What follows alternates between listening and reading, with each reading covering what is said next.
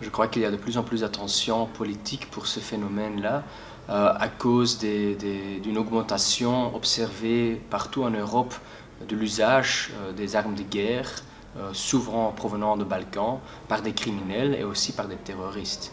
Et ça veut dire qu'il y a beaucoup de violences criminelles et terroristes avec ces armes à feu. Et c'est quelque chose un peu nouvel. Ce n'était pas le cas avant. On voit que les terroristes, par exemple, utilisent de plus en plus des armes à feu parce que ce sont des instruments très utiles pour eux. Avec une arme de guerre type Kalachnikov, tu peux faire beaucoup de dommages dans un laps de temps très court. Et ça, c'est exactement l'objectif que les terroristes veulent avoir. Ça veut dire, on voit qu'il y a une demande pour ces armes à feu. Il y a aussi une augmentation de l'offre. Depuis 10 ans, on voit de plus en plus des armes à feu de guerre qui sont trafiquées des Balkans jusqu'ici, jusqu'en France. Ça veut dire que ça devient de plus en plus facile pour les criminels d'acquérir ces armes à feu de guerre. Et si ça devient de plus en plus facile pour même les petits criminels d'obtenir ces armes à feu, ça devient aussi de plus en plus facile pour les terroristes avec les liens avec des réseaux criminels pour acheter les mêmes armes à feu. Alors on voit vraiment un cocktail explosif de l'offre et des demande, et ça c'est le problème. Depuis 2011, on a vu 5 fusillades de masse par des terroristes en Europe, avec en total 222 morts. Bien sûr, on se souvient tout le fusillade de Bataclan avec 130 morts. On a aussi vu Charlie Hebdo, on a vu l'attentat à Bruxelles sur le musée juif, Mohamed Merah, Toulouse-Montauban, et bien sûr aussi Anders Breivik à Norvège. Il a tué 67 personnes à l'île de Utøya. Ça veut dire qu'il y a vraiment un problème des terroristes qui ont accès à ces armes à feu, et ils peuvent faire beaucoup de dommages. Et c'est pour ça qu'on voit de plus en plus d'attention politique pour ce problème-là. C'est devenu un problème de sécurité intérieure, et la perspective de sécurité intérieure est devenue beaucoup plus importante que la perspective du marché interne, par exemple.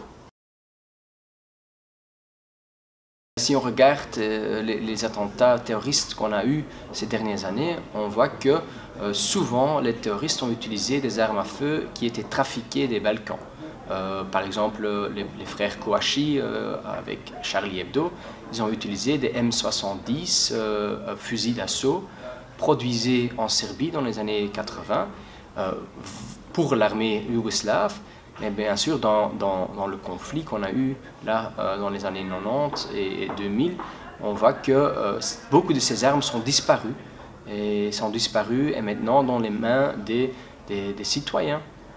Bien sûr que ces citoyens ont souvent gardé ces armes pendant les premières années après la guerre parce qu'ils ont eu peur d'une autre guerre, mais après 10 ans, les gens ont moins peur.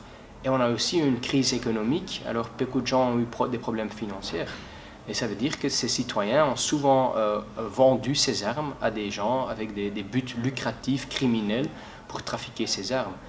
Les armes étaient trafiquées vers le marché illégal criminel ici, en France, en Belgique. Et après ça, ils ont devenu les instruments des terroristes. C'est très important de lutter sur ce marché illégal dans différents domaines. D'abord, c'est très important d'avoir un cadre législatif qui est bien adéquat et harmonisé. On a besoin des règles claires qui définissent ce qui est légal et ce qui est illégal. Ça, c'est le début. Mais ça, ce n'est pas suffisant. On a aussi besoin d'un renforcement des forces opérationnelles. Ces forces de police ont besoin de plus de sources analytiques, mais aussi des personnes et des ressources législatives pour faire leur boulot.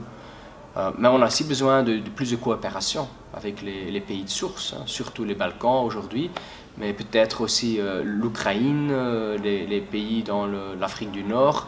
On voit que dans l'Ukraine et dans l'Afrique du Nord, on a beaucoup de conflits pour le moment, mais après la stabilisation de ces conflits, qu'est-ce qui se passe avec les armes?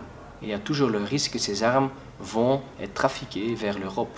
Alors c'est très important de commencer, même aujourd'hui, une prévention que ces armes se trouvent dans quelques années dans les mains mauvaises et dans les mains des criminels et terroristes.